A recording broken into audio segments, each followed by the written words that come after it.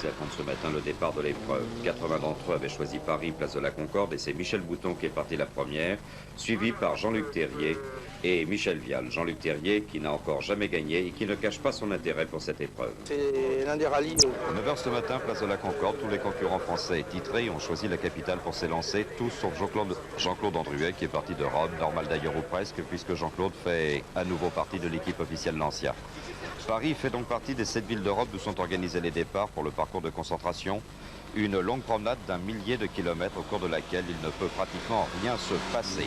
C'est l'Audi Quattro de Michèle Mouton et Fabricia Ponce qui a pris ce matin le premier départ place de la Concorde, suivi par la R5 Turbo Groupe B de Jean Ragnotti et Jean-Marc Andrier.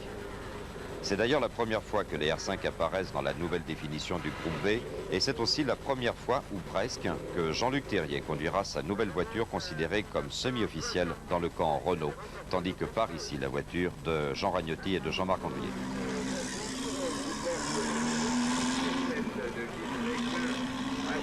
Les voitures, bon, étant donné les nouvelles homologations groupe B, ont été terminées, les deux, que ce soit celle de Jeannot, la mienne, celle de Bruno, dans les 48 dernières heures. Donc on a très peu roulé avec les voitures. On va travailler énormément dessus pendant la concentration afin de pouvoir les régler principalement sur le plan suspension. Mais je pense qu'avec celle de Jeannot, la différence est minime et on a, pour ainsi dire, la même voiture. Chacune des R5 les plus importantes, c'est-à-dire celle de Jean Ragnotti, la vôtre, celle de Bruno Sabi ou celle de Denis Novek, vont partir avec des assistances séparées. Est-ce que ça vous paraît une bonne solution? Moi, je ne pense pas. J'aurais préféré qu'on ait des assistances groupées, car en fin de compte, apportant nos assistances pour les 3 ou 4 voitures, on aurait permis d'avoir des points d'assistance beaucoup plus nombreux. C'est-à-dire qu'on aurait pu systématiquement, à tous les départs d'épreuve et à toutes les arrivées, être certain d'avoir une assistance. Que moi, finissant une spéciale, je serais tombé sur la mienne ou sur celle de Dany ou sur celle de Jean Ragnotti ou sur celle de Bruno, et on était sûr systématiquement d'avoir quelqu'un. Alors que là, faisant des assistances séparées, c'est absolument impossible d'avoir des voitures partout, car ça représenterait un nombre de personnes beaucoup trop important, et c'est sûr que là, il y a des endroits où bien il va falloir faire les spéciales et être sûr de rien avoir, car à l'arrivée, ça va poser des problèmes. Enfin, tout de même, on se connaît bien, je pense qu'on n'est pas des frères ennemis, et si on a un problème et que notre assistance propre n'est pas là, je pense qu'on pourra aller chez les autres et qu'on sera bien reçu quand même. Enfin, pour mon cas, il n'y a aucun problème, les autres peuvent venir chez moi. Et l'assistance aura d'autant plus d'importance qu'elle conditionnera l'équipement des concurrents en pneumatique. Pour le moment, je crois qu'elle ne bouge pas trop pour les jours à venir, que ça va rester comme c'est actuellement, c'est-à-dire assez froid dans la nuit et beau dans la journée. Et ça fait qu'on va quand même pas beaucoup utiliser de pneus à clous, très cloutés, quoi. Ça sera surtout des pneus racing, des slicks, ou alors des pneus légèrement cloutés, mais pas de gros cloutage. Et je pense par contre que ça va un petit peu empêcher les Audi Quattro de prendre trop le devant. Alors que s'il y avait beaucoup de neige, je pense qu'elles auraient été intouchables. Là, peut-être, si elles sont devant, elles le seront de pas beaucoup. Quelles que soient les précautions prises et le temps passé sur les reconnaissances qui permettent de relever le parcours des spéciales presque mètre par mètre, il est un élément qu'aucun concurrent ne pourra jamais posséder, c'est la météo, et sans elle, il n'est guère possible de faire des pronostics.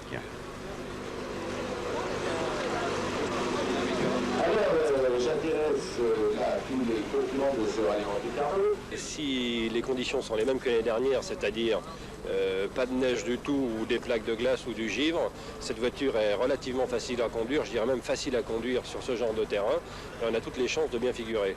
Si il tombe de la neige fraîche, alors là le problème est différent, car les Quattro qui ont 4 roues motrices et qui sont faites spécialement pour ce genre de terrain, ont une motricité nettement supérieure à ce genre de voiture ou même aux autres voitures un peu moins conventionnelles mais toujours de roues motrices, et à ce moment-là je pense qu'ils prendront le large. Mais dans la mesure où le terrain reste comme il est actuellement, je pense qu'on a toutes nos chances de figurer dans les 3 premiers, voire même de gagner le rallye. On pourrait dire que le point commun entre Jean-Luc Terrier, Jean Ragnotti et Guy Fréquelin, c'est l'Audi Quattro. Cette Audi, la voici, surprise pendant les reconnaissances aux mains de Michèle Mouton. Vice-championne du monde des pilotes et au volant de la voiture championne du monde, Michèle Mouton n'a pas toujours eu beaucoup de chance au Monte-Carlo, une épreuve qui pourtant lui tient à cœur.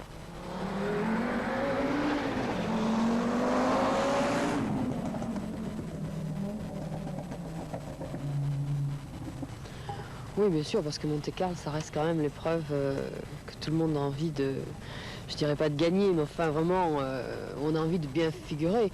Et particulièrement parce que ça se déroule dans une région que je connais bien, qui est la mienne. Cela dit, ça fait 2 ans que, évidemment, je ne suis pas allée très loin. J'espère que cette année sera contraire au proverbe qui dit « jamais 203 ». Vous êtes aujourd'hui vice-championne du monde. Est-ce que cela va changer quelque chose pour vous au moment du départ? Oh non, pas du tout. Alors moi, c'est vraiment, ça me... Non, ça me... Les titres m'ont jamais beaucoup marqué, donc je repars, c'est une épreuve comme les autres, et je repars sans penser à ce qui s'est passé l'année dernière. Vous n'avez pas l'impression que vous risquez d'être un peu plus la cible de vos adversaires? Oui, ça, on peut très bien l'être, mais enfin, ça change pas moi, mon comportement, et psychologiquement, ça me change rien, quoi, je veux dire. Et pour vous, cette année, d'où viendra l'opposition la plus redoutable? De quels pilotes, de quels adversaires et de quel matériel également? Vous savez, tous les adversaires sur Monte-Carlo ont une chance. Je veux dire, d'abord, ça va dépendre des conditions météorologiques. Cela dit, on connaît le résultat des Opel l'année dernière. On connaît le résultat tout au long de l'année dernière aussi des Lancia. Et je crois que ces deux côtés-là, c'est certainement le plus gros danger.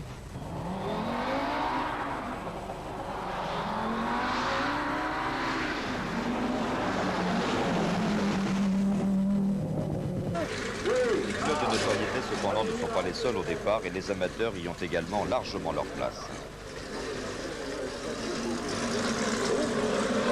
François-Xavier Turiot, est-ce qu'on peut toujours considérer que vous êtes un amateur? Oui, complètement, toujours complètement. On a reconnu 3 week-ends. Malheureusement, on n'a pas trouvé de neige, mais on espère qu'elle va tomber, puis on va essayer de... Il faut aller au bout de toute façon. C'est ça votre ambition? L'ambition, c'est d'aller au bout. S'il y a de la neige, je pense qu'on est capable de finir dans les 40 premiers. Pourquoi avoir choisi de participer au rallye de Monte-Carlo? C'est la 4e fois qu'on le fait. Je l'ai fini une fois. L'année dernière, j'ai détruit ma voiture. Alors j'ai réussi à en racheter une. Et on repart. C'est tellement sympa comme ambiance. On rencontre beaucoup de gens. C'est vraiment formidable. C'est une opération qui revient à combien?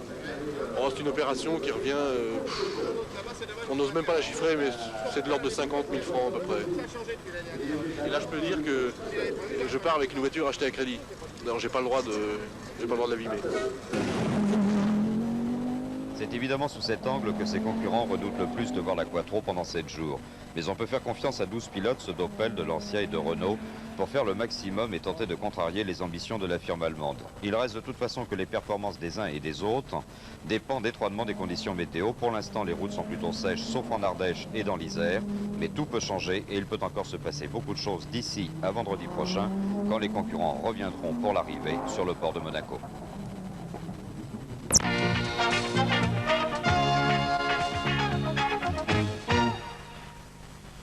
Aujourd'hui, samedi 22 janvier, ils sont partis de Paris, de Monaco, de Lausanne ou de Rome.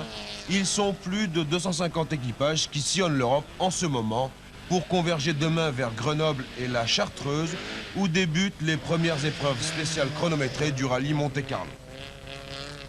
La saison 82 s'est achevée fin novembre en Angleterre. Une nouvelle saison du championnat du monde des rallyes débute aujourd'hui même par cette grande classique de la compétition routière. Ici, on parle en termes de vitesse, de talent et d'habileté au long d'un parcours qui s'étend sur une semaine complète, 4500 km, dont 800 sous la sanction du chronomètre. Opel a gagné l'an passé. Cette année, la firme allemande engage un vice-champion du monde, c'est Freiklin, un pur sang, Henri Toivonen, et un vrai champion du monde, Harry Vatanen, tous trois sur Opel Ascona 400. Pas de chance, à l'issue de plusieurs semaines de reconnaissance sur des routes uniformément sèches, la neige s'est mise à tomber et demandez à Vatanen ce qu'il pense de la neige. C'est très bien pour faire des bonhommes de neige ou des batailles de boules de neige. Mais pour nos voitures, j'aurais préféré conduire dans les conditions de l'an passé, c'est-à-dire sur l'asphalte. Vous savez, il y a des 4 roues motrices dans ce rallye. Enfin, nous verrons bien. Faute de n'avoir pu homologuer cette Manta en groupe B, car elle n'a pas été construite en nombre suffisant, il en faut 200 exemplaires, Opel recommence donc une saison avec l'Ascona 400, celle qui permit à Rorl d'être champion du monde des rallyes l'an passé.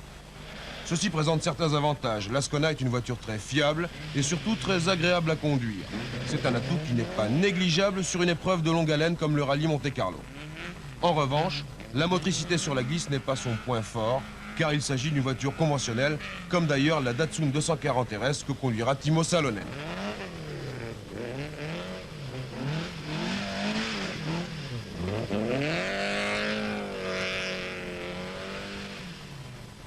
Voyons maintenant celles qui forment la nouvelle vague des rallyes, les Lancia 037 par exemple. Dans cette équipe, on a respecté la tradition en s'assurant le concours de quelques-uns des meilleurs volants du monde.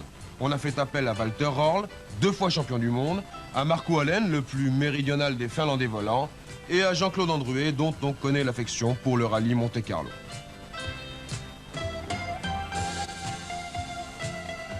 Andruet et Röhrl sont les 2 nouveaux visages de cette équipe et ils ont fait connaissance lors de ce premier essai avec la 037. Elle tient dans cette définition un moteur à compresseur de près de 300 chevaux installé en position centrale arrière dans un vrai prototype routier.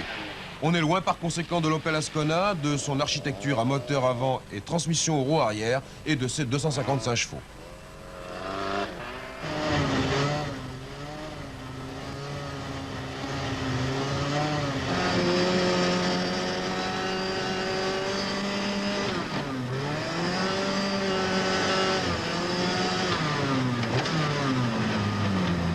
À l'évidence, la Lancia 037 est très proche d'une voiture de circuit. Écoutez ce qu'en disent Markku Alén et Jean-Claude Andruet. C'est une voiture de piste très rapide avec un excellent comportement. Vous savez, quand il y a comme ça, il n'y a pas de neige sur les routes de montagne, il y a quand même toujours des coins d'humidité qui gèlent la nuit et qui donc forment des plaques de verglas, de glace, et ça c'est toujours très dangereux, quoi. C'est un peu la roulette russe, et ça c'est dur pour le moral. En tout cas, même si elle ne paraît pas à son aise dans ses miaulements de compresseur sur ce circuit de glace, la Lancia sera l'une des voitures les plus compétitives de ce rallye Monte-Carlo, ne serait-ce que par l'excellente infrastructure de l'équipe Lancia, forte d'une très longue expérience de la compétition routière internationale.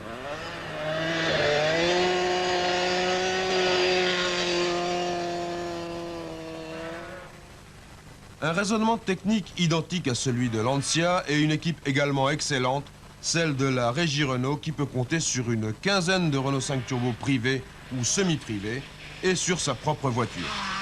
Celle-ci sera confiée au pilote maison Jean Ragnotti et il sera épaulé par des hommes de valeur comme Jean-Luc Terrier, Bruno Sabi, Danis Nobeck et Gilbert Sceaux pour ne citer qu'eux.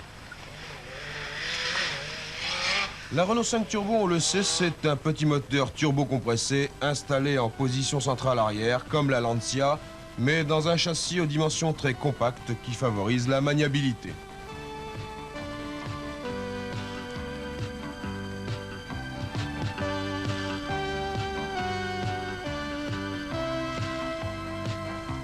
Et puis, en évoluant du groupe 4 dans lequel elle était homologuée l'an passé au groupe B auquel elle appartient cette année, la Renault 5 Turbo a été sensiblement modifiée.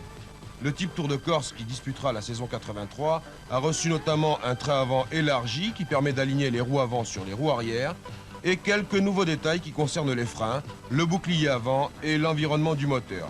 Celui-ci développe 265 chevaux. Pour Ragnotti et son équipier Andrier, les progrès enregistrés par la R5 sont très nets.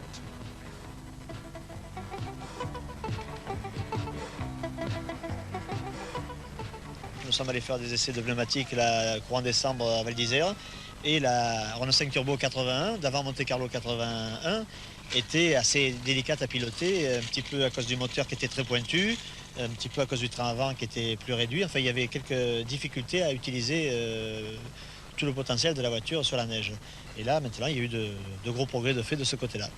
Par le moteur, vous avez 265 chevaux seulement. Pour quelle raison? Bien là, depuis le KTM Alpin 82 et Tour de Corse 82, nous sommes redescendus en puissance d'une quinzaine de chevaux par rapport à 81. Parce que donc, comme ce moteur était un petit peu pas assez souple à notre goût, nous avons amélioré la souplesse et nous avons perdu un petit peu de chevaux, mais au profit donc de la souplesse et d'une utilisation plus complète à tous les régimes du moteur.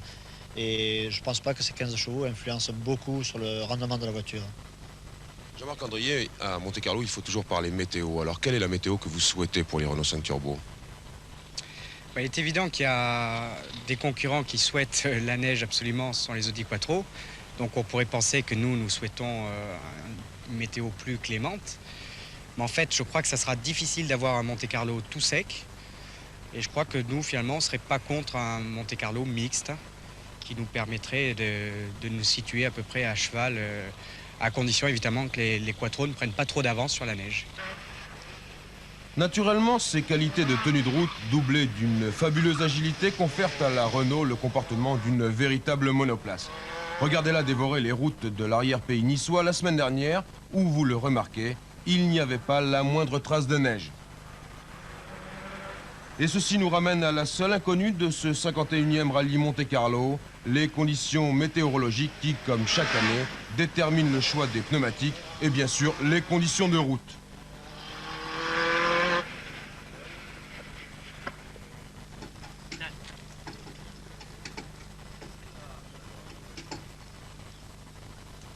Pour s'entraîner, Lancia avait retenu le circuit de glace de la station de Sestrières et ceci permettait à Walter Röhrl de donner son opinion de spécialiste, une opinion sans appel.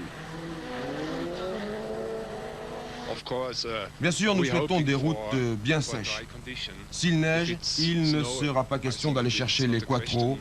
Nous nous mesurons seulement aux Renault et puis aux Opel.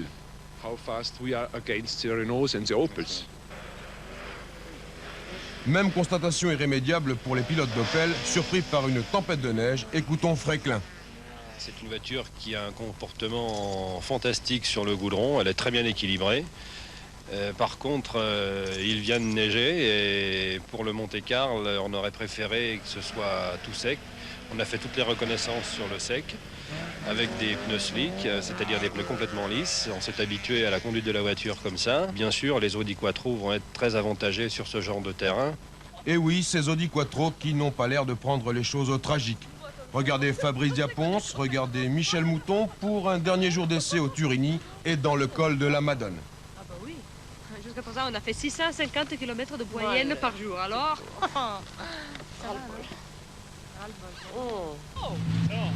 Et puis aux côtés de Michel Mouton et du Finlandais Anu Mikkola, Audi a complété son équipe avec le Suédois Blomqvist, en qui tout le monde s'accorde à voir le futur champion du monde 83. Un redoutable trio, par conséquent, avec des Quattro encore plus performantes et qui, grâce à une nouvelle monte de pneumatiques, serait, paraît-il, imbattable. Les Audi ont conquis le titre mondial des constructeurs l'an passé. Eh bien, on est de plein pied aujourd'hui dans l'ère des 4 roues motrices. Sérénité par conséquent dans le clan Audi, regardez Michel Mouton et Fabrizia Pons, puis Blomqvist et Sederberg. Ils effectuent le dernier passage, les dernières vérifications de leurs notes de parcours. Gauche 85, très très long. Droite pour gauche 115.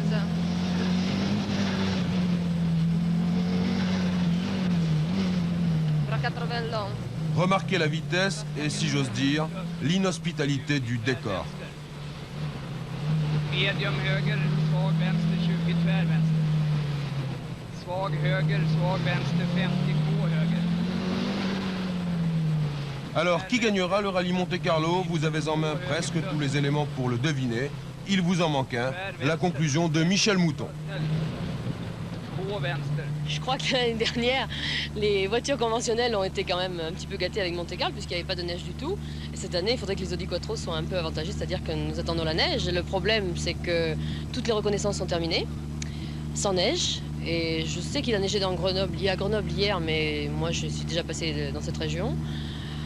Conclusion, on n'aura pas eu d'entraînement et puis je crois que ça va pas changer tellement les notes parce que tout le monde sera à la même enseigne pratiquement, mais je crois qu'il va falloir improviser quand même beaucoup. Il est évident que les 250 concurrents qui ont rallié Grenoble ce matin n'ont pas tous les mêmes chances de l'emporter. On peut d'ailleurs limiter, il y a une quinzaine, ceux qui ont des chances réelles de s'imposer, quelle que soit la météo et quelle que soit l'évolution de l'état des routes. Walter Röhrl et sa Lancia figurent évidemment parmi les favoris. L'Allemand est champion du monde en titre et il a déjà gagné 2 fois le Monte-Carlo. En revanche, victime d'une panne il y a 2 ans et d'une sortie de route l'an dernier, Michel Mouton court après un succès qui pourtant lui tient à cœur puisqu'elle est de la région. De plus, vice-championne du monde des rallyes, elle conduit la voiture qui a remporté le titre mondial des marques, une alliance qui autorise la confiance, même avec les réserves d'usage. Ça sera difficile et je crois que... Mais la voiture a évolué, c'est certain. Il faut quand même pas oublier aussi qu'on a changé de pneumatique. Je crois que ça va nous aider peut-être un petit peu aussi.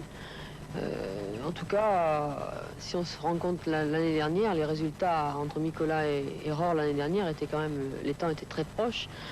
On n'oubliera pas non plus les R5 quand même, hein. Les Renault, je crois qu'elles vont aussi être très très à l'aise et ça sera difficile, mais enfin ça sera intéressant. Michèle Mouton possède suffisamment d'atouts pour envisager sérieusement le succès. Mais derrière les vedettes comme elle, qui font la course en tête et qui disposent de moyens énormes pour parvenir à la victoire, il y a le peloton de ceux qui partent pour se faire plaisir et pour lesquels il importe avant tout de dénicher un financement. Et pour cela, la chasse aux sponsors est ouverte 12 mois sur 12. Moi, ça fait 3 mois que je chasse pour le Rallye Monte-Carlo. J'ai traîné dans le salon de l'automobile, j'ai traîné partout, j'ai appelé partout. Et en définitive, on a trouvé quelques aides, mais c'est loin de couvrir tous les frais. D'une manière générale, comment êtes-vous reçu quand vous vous présentez? On est relativement bien reçu. Et je crois que les gens aiment bien qu'on fasse de la compétition automobile, qu'on fasse des grands rallyes, des choses comme ça. On est bien reçu. Mais après, il y a une concurrence, il y a une grosse concurrence avec le Paris-Dakar, entre autres, qui, à mon avis, enfin, je ne veux rien dire là-dessus, il y a une concurrence avec la voile maintenant, et c'est relativement difficile à trouver. Et est-ce que les bourses se délient facilement? Pas très facilement. Il faut vraiment... moi, j'offre ma voiture dans des salons, dans des grandes surfaces, je fais tout pour contenter les gens qui nous aident, parce qu'il faut qu'il y ait un aller-retour. Il ne faut pas prendre l'argent, il faut vraiment rapporter autant aux sponsors. Purs amateurs ou super professionnels, ils sont donc arrivés à Grenoble ce matin au terme d'un parcours de concentration d'1 millier de kilomètres qui a pour seul but d'évoquer la tradition. C'est ce soir que vont commencer les choses sérieuses avec le parcours de classement agrémenté de 6 spéciales qui mèneront les concurrents. Actuellement, ces concurrents sont réunis à Grenoble. Ils vont disputer 6 épreuves spéciales durant la nuit avant d'atteindre demain matin Monaco. Sur la neige comme sur le sable, le combat entre les 4 roues motrices et les 2 roues motrices est inégal. Les Audi Quattro à 4 roues motrices et un moteur turbo sont super favorites, surtout s'il y a de la neige, avec Michèle Mouton, Mikola et Blomqvist. Pour l'instant, les routes sont sèches, ce qui ne déplaît pas aux pilotes de chez Renault, ici Jean Ragnotti, mais aussi Terrier, Saby et Snowbeck. Autres favoris, les Lancia de Allen, Roll et du français Andruet, les Opel de Vatainen et de Guy Fréclin, arrivés du rallye vendredi prochain. Succès et contestation, les rallyes se suivent et se ressemblent. Après le Paris-Dakar, c'est au tour du Monte-Carlo d'être victime de son succès. La 6e épreuve spéciale au col de Miolence a été annulée. Raison officielle, trop de monde le long de la route. Raison officieuse, un barrage de gendarmerie n'aurait pas fonctionné et le col aurait été bouché par les voitures des spectateurs. Résultat, tout le monde est mécontent, mais la course, elle, continue, avec une lutte à 3 opposant Audi Quattro, Opel Ascona et Lancia Rally. Les Renault 5 Turbo, victimes de plusieurs incidents, auront maintenant beaucoup de mal à refaire surface. Au classement individuel, c'est le Suédois Blomqvist, vous l'avez dit, qui est en tête devant Guy Fréclin à 10 secondes. Attaquer en assurant, assurer en attaquant, c'est le compromis auquel doit se soumettre l'Allemand Walter Roll. Avec la régularité d'un métronome, Roll augmente régulièrement son avance sur ses principaux adversaires. Dans ce parcours commun, le pilote de chez Lancia a réalisé 7 temps scratch sur 14 épreuves disputées. Au terme de la 2e étape, Walter Roll a désormais 3 minutes et demie d'avance sur Marco Allen, son coéquipier de chez Lancia. 3e Blomqvist sur Audi à plus de 8 minutes. 4e Mikola sur Audi Quattro également à 10 minutes. Tous deux attendent la neige, mais pour l'instant, le temps reste sec. Chez Opel, Guy Fréclin a effectué une forte sortie de route durant la nuit. Il a été contraint à l'abandon. Toivonen a perdu plus de 8 minutes sur une crevaison. Le premier pilote français n'apparaît qu'à la 6e place. Bruno Saby sur Renault 5 Turbo précède son coéquipier Jean Ragnotti. Les Renault n'ont jamais été véritablement dans l'allure et on constate un manque de préparation évident depuis le début.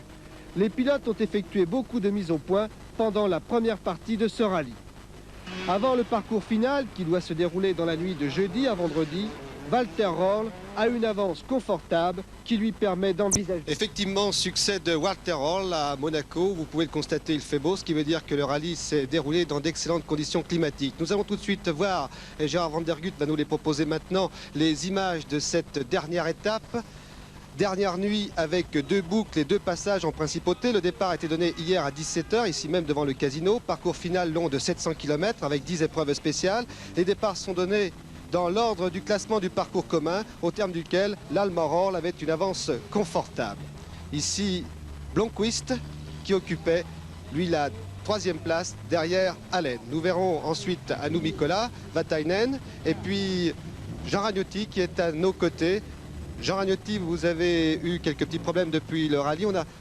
Il a semblé que votre équipe n'était pas très prête, vos voitures en tout cas. Il y a eu beaucoup de mises au point au cours du rallye. Bien, la Renault 5 Turbo groupe B, qui est finalement une voiture très nouvelle, puisque nous avons déjà gagné ici en principauté en 81 avec une ancienne Renault 5 Turbo. La nouvelle voiture a fait ses premiers essais fin 82, et comme moi-même j'étais indisponible puisque j'étais plâtré, les essais ont été très retardés et on n'a pas pu totalement mettre la voiture au point. On attendait la neige pour assister à un rebondissement éventuel de la course, mais la neige n'est pas tombée, les routes sont restées désespérément sèches. Les Lancia ont continué à dominer, Andruet a obtenu 3 scratchs et Röhrl s'est aussi permis d'être le plus rapide. L'Allemand ne s'est pas contenté d'assurer, mais il y a ajouté le panache. Peu de modifications durant cette dernière nuit. Premier Röhrl, deuxième Allen à 6 minutes 50, tous deux sur Lancia. Troisième Blomqvist à 10 minutes, quatrième Mikkola à 14 minutes, tous deux sur Audi Quattro. Ragnotti sur Renault 5 Turbo et 7e, Andruet termine 8e. Cesare Fiorio, on ne connaît pas tellement Walter Röhrl, est-ce que vous pouvez nous parler de lui, en France tout du moins? Walter Röhrl, c'est un pilote qui court cette année pour Lancia. Il a déjà gagné 2 fois le championnat du monde, dont la première fois avec Fiat en 80. Il ne fallait pas attendre grand-chose de la dernière nuit du rallye de Monte-Carlo. L'avance des Lancia de Walter Röhrl et de Marc Wallen était telle que, sauf incident ou accident, les Audi ne pouvaient plus espérer les rejoindre. De fait, dès la première spéciale disputée dans le col de la Madone, Walter Röhrl annonçait la couleur et réalisait le meilleur temps. C'est cependant une autre Lancia qui allait faire le spectacle pendant la nuit grâce à Jean-Claude Andruet, auteur de 6 victoires sur 10 en épreuve spéciale. En arrivant à Monaco ce matin, Walter Röhrl pouvait donc se féliciter d'un 3e succès en principauté, succès remporté avec brio. La joie de l'Allemand n'allait pourtant pas durer longtemps. Au cours des vérifications techniques effectuées après l'arrivée pour s'assurer de la conformité des voitures, les commissaires laissaient entendre que les Lancia pourraient être disqualifiés en raison d'un réservoir et de tubulures jugés non conformes. Finalement, et après de très longues délibérations qui se sont terminées il y a une demi-heure environ, les Lancia ont été officiellement déclarés conformes. Le doublé Walter Röhrl et Marc Wallen est donc confirmé, heureusement d'ailleurs, car on ne voit pas quelle satisfaction auraient pu tirer leurs adversaires d'un succès obtenu sur le tapis vert, la domination de Walter Röhrl et de sa voiture ayant été telle en effet qu'elle demeure. Ils sont partis de 7 villes d'Europe différentes. Place de la Concorde à Paris, ils étaient 85, parmi lesquels Michel Mouton, Fréclin, Ragnotti, Terrier. Ils sont partis aussi de Lausanne, sur les bords du lac Léman, comme le Suédois Blomqvist sur Audi. Pour chacun, le parcours de concentration à la même longueur, environ 1200 km.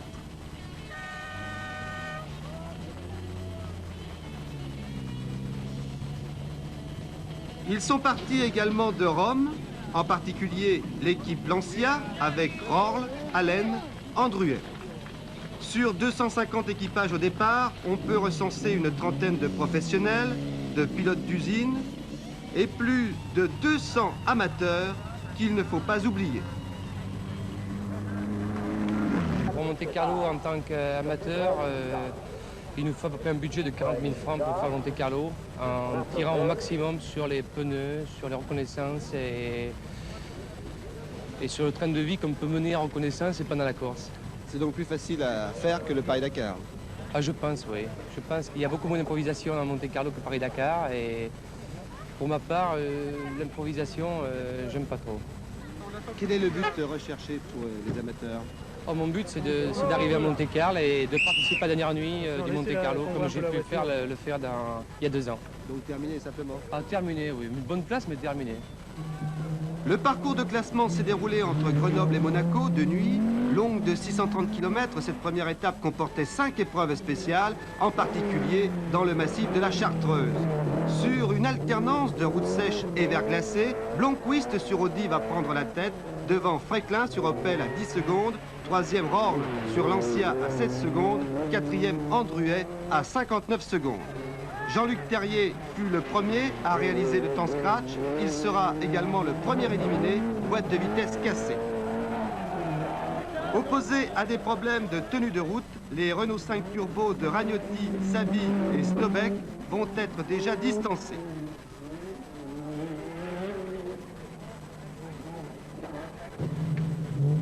Blomqvist, leader.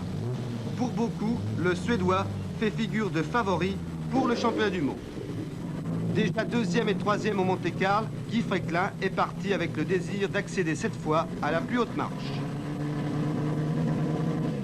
L'avantage de cette voiture, c'est que sur les routes piégeuses actuellement, il y a beaucoup de glace et beaucoup de givre. Et je pense que c'est le gros avantage de cette voiture face aux voitures un peu plus pointues à conduire du style des Lancia ou Renault 5 Turbo. Et par contre, l'Audi Quattro est, elle, à mon avis, une voiture beaucoup plus lourde dans des épreuves sinueuses et sèches. Comme la dernière épreuve spéciale, par exemple, des Garcinet, on a pu reprendre 23 secondes à Stig Blomqvist. Et il y en a encore pas mal comme ça. J'espère pouvoir remonter sur la Quattro assez facilement. Par contre, les Lancia sont très à l'aise sur ce genre de terrain. Sourire et petit signe rassurant pour Michel Mouton, 7e. Les Audi ont pris l'avantage. Le parcours est encore long. Quelle sera la stratégie chez Audi désormais? Une stratégie, chacun pour soi. Et de toute façon, Stig est premier et nous sommes tous très contents. Et nous allons essayer de faire le maximum pour se rapprocher le plus possible. Est-ce que Blomqvist est le lièvre de votre équipe? Non, il a jamais été question de politique, même si ça vous étonne dans notre équipe. Et je n'ai pas encore entendu parler et je crois qu'on n'en entendra pas parler parce que je crois qu'on est assez grand pour savoir ce qu'il faut faire dans les cas vraiment décisifs. Le rallye ouvre l'appétit et les rallymen professionnels ont besoin d'ouvreurs. La neutralisation, c'est l'heure du ravitaillement, mais aussi le moment de faire le point. Andrier s'entretient avec Darniche, grand absent de ce rallye. Jean-Louis Ravenel, quel est le rôle de l'ouvreur? Comment ça se passe pour vous? Le rôle de l'ouvreur, c'est d'avoir un jeu de notes du pilote et de passer 1 heure à peu près avant le passage du premier pilote et de noter la température, de noter surtout l'état de la route et de rectifier les notes avant de redonner en quelque sorte le jeu de notes au pilote, quoi. Guy Freiklin, c'est important l'ouvreur? C'est très important parce qu'on ne se fie qu'à ses notes. Ils passent 1 heure avant et s'il y a de la glace, ce sont eux qui nous le disent. Et c'est la seule solution pour savoir où on doit mettre les roues en fonction d'où se trouve la glace, si c'est au freinage, si c'est après le virage, si c'est dans le virage. Donc c'est très important car ce sont des secondes qu'on peut perdre si on lève le pied ou on peut sortir de la route si on n'a pas ces notes parce qu'on arrive sur une plaque de verglas ou de givre au freinage pour un virage. Blomqvist, Freiklin, Rorl, c'était le tiercé de tête au terme du parcours de classement, cela juste avant le parcours commun. Ce parcours commun qui est considéré comme l'étape la plus longue et la plus décisive du rallye de Monte-Carlo. Il est long de 1500 km, il comporte 14 épreuves spéciales et traverse des régions pittoresques mais aussi des classiques du Monte-Carlo comme le Burzet, Entraigues, Moulineau. Il y a 2 parcs de regroupement, l'un à Vals et l'autre à Gap. C'est Jean-Louis Moncet qui nous effectue maintenant un compte-rendu de ce parcours commun. De tradition, le parcours commun a toujours été le morceau de bravoure du rallye Monte-Carlo. Comment pourrait-il en être autrement, en effet, puisque situé entre l'itinéraire de concentration et la dernière nuit, il représente à lui seul les 2/3 de la course. Il donne la vraie mesure des événements, il taille des coupes sombres dans le peloton, il tranche de façon quasi définitive par 32 heures de conduite presque ininterrompue.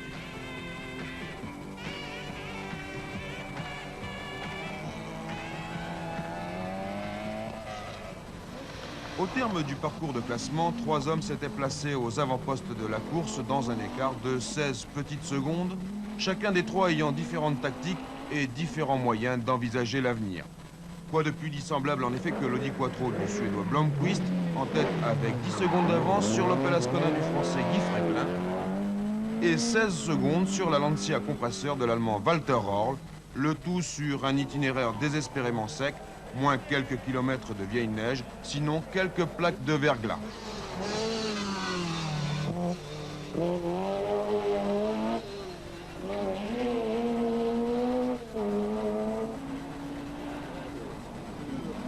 Derrière Blomqvist, Fréquelin et Röhrl, on comptait déjà des écarts importants et même carrément désespérés. 2 minutes 53 secondes pour Nicolas, 3 minutes 03 pour Michel Mouton, plus de 4 minutes et demie pour Agnotti à l'issue du parcours de classement, c'était déjà irrémédiable. Audi, Opel et Lancia ayant avancé leurs pions, quelles étaient pour chacune de ces trois marques les chances d'effectuer une prestation de valeur dans le commun? Au compte des Audi, il y avait un moteur suralimenté de plus de 320 chevaux et 4 roues motrices efficaces en cas de neige ou de glace. Avantage des Opel, un moteur simple et éprouvé, 2 roues arrière motrices, c'est-à-dire une grande facilité de conduite. Avantage des Lancia, un châssis simple et léger autour d'un moteur installé en position centrale arrière, le tout favorisant une très grande maniabilité. Voyons maintenant les défauts. Pour l'Audi, un gros gabarit, pour l'Opel, une conception dépassée, pour Lancia, une fiabilité précaire. Pourtant, les adversaires de Lancia n'ont-ils pas trop compté sur cet éventuel défaut de fiabilité? En tout cas, dès les premières épreuves spéciales du parcours commun, Röhrl s'échappait en faisant instantanément un écart important, d'abord sur Blomqvist, puis sur Fréquelin. Le champion du monde avait les moyens de briller, il n'a pas manqué pareille occasion, il a signé un chef-d'œuvre. Qui est le plus dangereux pour vous, Allen ou Blomqvist? Je pense que c'est Marco. Stig est trop loin, il n'y a pas de neige, c'est difficile pour lui. Quelle sera votre tactique? Une tactique? Si Marco va vite, je dois aller vite. S'il ralentit, je ralentirai. Pas de neige pour le parcours final, c'est bien pour vous? Oui, bien sûr, mais même s'il y a de la neige, ce ne sera pas mauvais. On pourra quand même rouler vite. Qu'est-ce qui est le plus difficile maintenant? Gagner, bien sûr. Derrière Röhrl, 2 autres pilotes parvinrent à répliquer, Andruet et Allen, qui ne sont ni plus ni moins que les équipiers de l'Allemand. L'écurie Lancia s'est donc taillé la part du lion, même si Andruet devait par la suite ralentir. Cesare Fiorio pouvait envisager le parcours final avec sérénité. Jean-Claude, il avait fait une course splendide jusque-là. On comptait beaucoup sur ce qu'il allait faire pendant le restant du rallye. Malheureusement, son compresseur s'est cassé et on a dû le substituer. Ça a pris pas mal de temps. C'est une opération qui n'est pas très simple parce qu'il faut refaire tous les réglages. Et finalement, ça lui a coûté 5 minutes dans la spéciale, 12 minutes au contrôle horaire et encore 2 minutes dans la spéciale suivante. C'est-à-dire qu'il a perdu environ 20 minutes. Est-ce que ce résultat provisoire des Lancia vous conforte dans votre opinion des 2 roues motrices? Et est-ce que vous pensez éventuellement un jour à des 4 roues motrices? Mais j'ai toujours soutenu que ce n'est pas seulement les 4 roues motrices qui font une voiture gagnante dans les rallyes. Dans les rallyes, il faut beaucoup d'ingrédients. Il faut une voiture fiable d'abord, simple pour intervenir mécaniquement, légère et maniable. Et évidemment, on a bien besoin de la traction, surtout dans certaines conditions d'adhérence comme la neige ou la boue. Alors évidemment, une 4 roues motrices a des grands avantages dans ces conditions, c'est-à-dire neige, glace ou boue. Mais par contre, telle qu'elle est conçue aujourd'hui, nous pensons qu'une 2 roues motrices sur l'asphalte ou sur la terre rapide et belle est encore une solution qui peut gagner, surtout si on court avec le même genre de puissance. Walter Röhrl abordait la dernière nuit du rallye avec 3 minutes et 25 secondes d'avance sur son équipier Allen et plus de 8 minutes sur l'Audi Quattro de Blomqvist. Chez Audi, on cherchait surtout à limiter les dégâts. Manifestement, les conditions météorologiques exceptionnellement douces avaient encore une fois joué un bien mauvais tour à l'équipe allemande. Blomqvist et Nicolas n'eurent pas le loisir d'exprimer leur talent, pourtant très grand. Michel Mouton lança une contre-offensive, mais elle la paya très cher.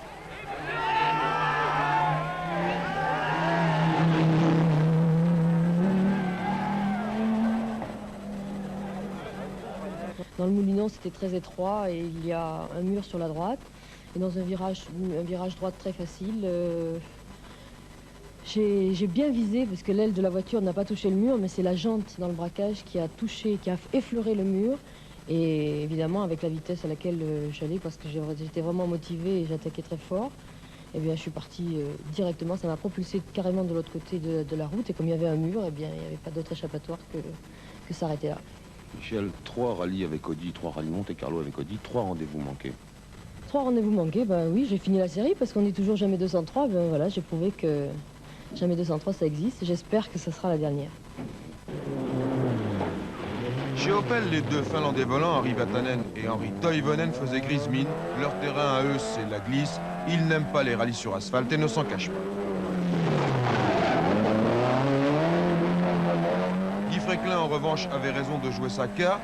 Il résistait bien à Rorl, trop bien même. Guy, vous avez eu une première alerte, vous êtes déjà une première fois sorti de la route presque violemment, puis la deuxième fois... Non, la troisième fois. C'était dans la descente du col de l'Arzelier. Une épreuve très rapide de Saint-Michel-les-Portes et Jean-François annonçait les notes normalement. Malheureusement, il y a tellement de notes annoncées à cet endroit-là que la note de glace n'est pas tombée au bon moment et je n'ai pas pu freiner suffisamment tôt pour ralentir suffisamment la voiture parce que la glace est à l'entrée du virage au freinage. On est parti en travers, on a touché un petit arbuste qui nous a fait pivoter, on est tombé 2 mètres en contrebas et impossible de remettre la voiture sur la route. Fréquelin sorti, Ragnotti englué dans ses problèmes. Le premier Français à être bien classé dans ce parcours commun fut Bruno Sabi qui rallia Monaco en 6e position. Le Grenoblois, que l'on peut qualifier de pilote privé, fait par conséquent le rescapé du naufrage, provisoire on l'espère, des Renault 5 Turbo.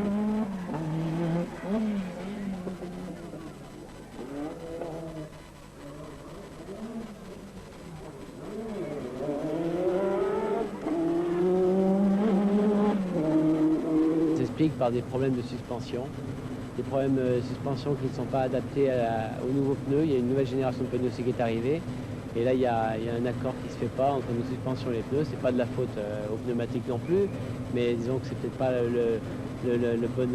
la bonne gomme pour ces suspensions là et c'est pour ça qu'on pinaille et qu'on n'arrive pas à tenir la route d'une façon saine. La voiture a de brusques réactions et c'est ce qui nous empêche de faire des temps.